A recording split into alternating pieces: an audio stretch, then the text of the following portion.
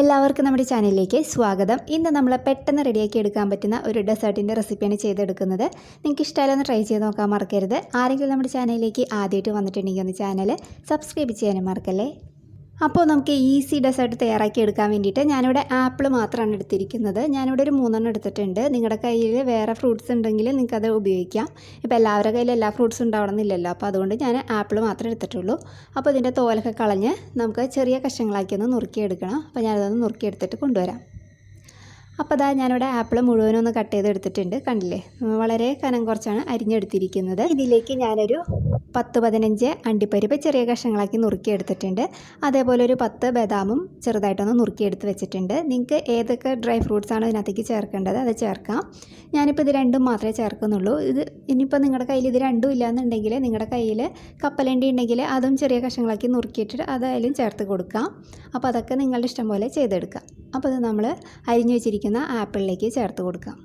ഇനി നമുക്കിതിലേക്ക് മധുരത്തിനായിട്ട് ഞാൻ 1 ടേബിൾ സ്പൂൺ പഞ്ചസാര ചേർക്കുന്നുണ്ട്. ഇത് ഓപ്ഷണലാണ്, നിങ്ങൾക്ക് വേണമെന്നുണ്ടെങ്കിൽ മാത്രം ചേർത്താൽ മതി. നിങ്ങൾക്ക് വേണമെന്നുണ്ടെങ്കിൽ ഇതിന് പകരം 1 ടേബിൾ സ്പൂൺ മിൽക്ക് മെയ്ഡ് വേണമെങ്കിലും ചേർത്ത് കൊടുക്കാം. ഞാനിപ്പോൾ പഞ്ചസാരയാണ് ചേർക്കുന്നത്, കാരണം ഇപ്പോൾ മിൽക്ക് മെയ്ഡ് ഇപ്പോൾ എല്ലാവരുടെ കയ്യിലും ഉണ്ടാവണമെന്നില്ല. അപ്പോൾ അത് ചേർത്ത് കൊടുത്തിട്ടൊന്ന് മിക്സ് ചെയ്തെടുക്കാം. ഇനി നമ്മളിതിലേക്ക് ഐസ്ക്രീമാണ് ചേർക്കുന്നത് കേട്ടോ. അപ്പോൾ ഞാനിവിടെ എടുത്തിരിക്കുന്നത് വാനില ഐസ്ക്രീമാണ്. അപ്പോൾ നിങ്ങളുടെ കയ്യിൽ പിസ്തയോ സ്ട്രോബെറിയോ ഏതാണെന്ന് വെച്ചിട്ടുണ്ടെങ്കിൽ അത് ചേർത്ത് കൊടുക്കാം.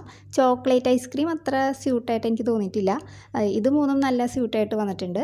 അപ്പോൾ അത് നിങ്ങളുടെ ഇഷ്ടം പോലെ ചെയ്തെടുക്കാം. അപ്പോൾ ഈ ഐസ്ക്രീമിൻ്റെ അളവ് നിങ്ങളുടെ ഒരു താല്പര്യം അനുസരിച്ചിട്ട് ചേർക്കാം.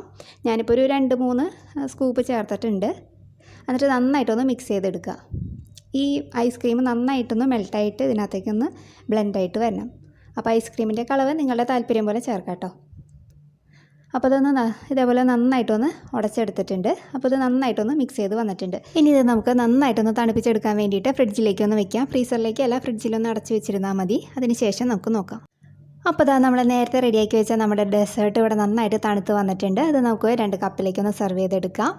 അപ്പോൾ ഇതിൻ്റെ മേലേക്ക് നിങ്ങൾക്ക് വേണമെന്നുണ്ടെങ്കിൽ ഐസ്ക്രീം ഒന്ന് സ്കൂപ്പ് ചെയ്തിട്ട് അങ്ങനെ കഴിക്കാം. അല്ലെങ്കിൽ നിങ്ങളുടെ കയ്യിൽ ടൂട്ടി ഫ്രൂട്ടി ചെറി നിങ്ങൾക്ക് എൻ്റെ ഡ്രൈ ഫ്രൂട്ട്സ് വേണമെങ്കിൽ അതൊന്ന് ചോപ്പ് ചെയ്തിട്ടിട്ട് അങ്ങനെയും കഴിക്കാം. അപ്പോൾ നിങ്ങൾക്ക് ഇഷ്ടമായാലും ഒന്ന് ട്രൈ ചെയ്ത് നോക്കാൻ മറക്കരുത്. പെട്ടെന്ന് റെഡിയാക്കി എടുക്കാൻ പറ്റുന്ന ഈ ഡെസേർട്ട്. നല്ലൊരു വീഡിയോ ആയിട്ട് അടുത്ത ദിവസം കാണാം. താങ്ക്